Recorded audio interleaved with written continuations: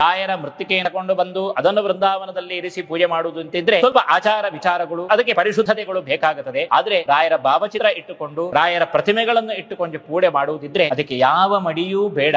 ಕೃಷ್ಣನನ್ನು ದರ್ಶನ ಮಾಡ್ತಾ ಏನಗೆ ಗೋವಿಂದ ಅಂತ ಹೇಳಿಕೊಂಡು ಆ ರಾಯರ ಒಳಗೆ ಇದ್ದಾರೆ ಅಂತ ಹೇಳಿಕೊಂಡು ಚಿಂತನೆ ಮಾಡಿಕೊಂಡು ರಾಯರ ಸ್ಮರಣೆ ಮಾಡುವುದಕ್ಕೆ ಯಾವ ಮಡಿಯ ಅಡ್ಡಿಯೂ ಬರುವುದಿಲ್ಲ.